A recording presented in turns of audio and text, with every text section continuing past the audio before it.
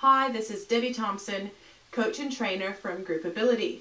Now, normally I'm working with leaders of all kinds, helping them to build powerful communication and leadership skills. But today I'm here to talk to you about your BNI Visitor Day, or as we now call it, the BNI Member Extravaganza. Specifically, we're going to talk about week 2 of the Member Extravaganza preparation, which happens about 4 weeks prior to your Visitor Day. If you haven't watched the BNI Member Extravaganza Week 1 video that I've made yet, you might want to watch that now because it outlines what needs to happen in Week 1 of preparation. And the video includes plenty of tips on how and where to find visitors.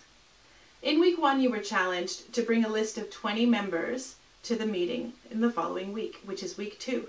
And if your chapter's typical, there will be some people who did bring 20 names, some who brought less than 20 names, and you might even have a few zeros. But if your member extravaganza is to be successful, every single member needs to put an effort into finding names of potential visitors to send invitations to. You've only got a few weeks to make things happen, so they need to happen fast.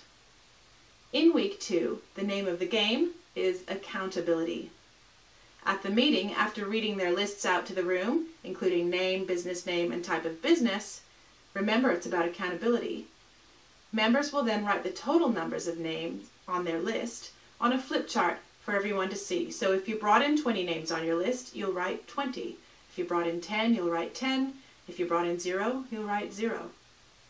Even if there isn't time for everyone to read out their invitation lists, every single chapter member needs to write that total up on the flip chart. Remember, accountability is key in this process. Members need to recognize that we need all hands on deck. So now how about bringing 20 more names next week? You might want to rewatch that Week 1 video again to remind yourself where you got that first set of 20 names.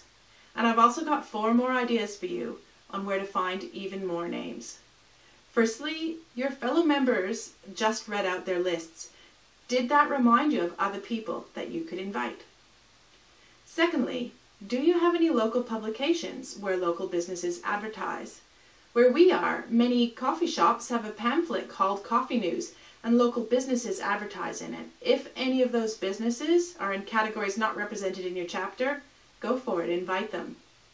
Another place to find yourself more names is at your dances. As you're dancing in the weeks before your member extravaganza, share your business card folder with your dance partner. What categories are represented in your dance partner's business card folder?